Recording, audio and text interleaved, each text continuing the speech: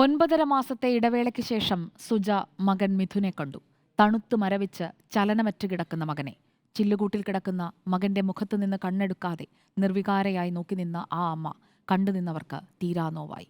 കൊച്ചിയിലെത്തും വരെ ഒരു ചെറിയ പ്രതീക്ഷ അവർക്കുണ്ടായിരിക്കണം.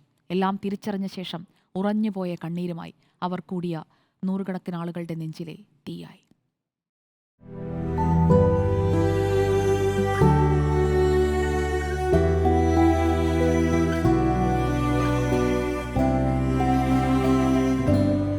പഠിക്കാൻ മിടുക്കരായ മക്കളെ പഠിപ്പിക്കണം. ഈ ഒറ്റമുറി വീടൊന്ന് പുതുക്കി പണിയണം. അത്രയൊക്കെ മോഹങ്ങളെ കടൽ കടക്കാൻ ഒരുങ്ങുമ്പോൾ സുജയ്ക്കുണ്ടായിരുന്നുള്ളൂ. വളരെ ചെറിയ സ്വപ്നങ്ങൾ. ജീവിതമൊന്ന് കരയ്ക്കടുപ്പിക്കാൻ 7ാം കടലിനക്കരെ പോയതായിരുന്നു അവർ.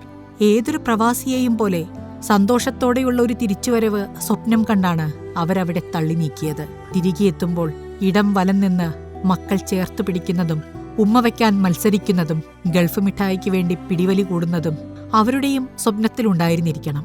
പക്ഷേ വിധി കാത്തുവെച്ചത് മറ്റൊന്നായിരുന്നു.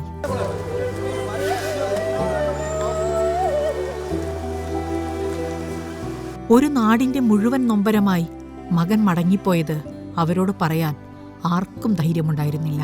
അതിന്റെ ആവശ്യവുമില്ലായിരുന്നു. അവരമ്മയാണ്, മരിച്ചത് അവരുടെ മകനാണ്. എത്ര അകലെയാണെങ്കിലും ആരും ഒന്നും പറഞ്ഞില്ലെങ്കിലും അമ്മയ്ക്കതറിയാം. അത് പെറ്റ വയറിന്റെ വേദനയാണ്. മക്കളുടെ നെഞ്ചൊന്നു പിടഞ്ഞാൽ ആ പിടച്ചിൽ അമ്മയറിയും. പിന്നെ എന്തു പറയാൻ?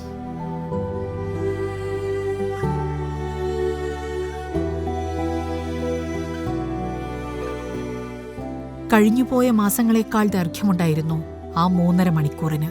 കൊച്ചിയിൽ നിന്ന് തേവലക്കര വരെ അവരെത്തിയ ദൂരം ഈ ആയുസിൽ ആ അമ്മയ്ക്ക് മറികടക്കാനാവില്ല.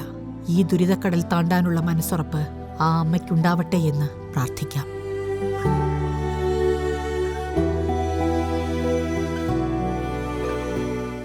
News desk reporter.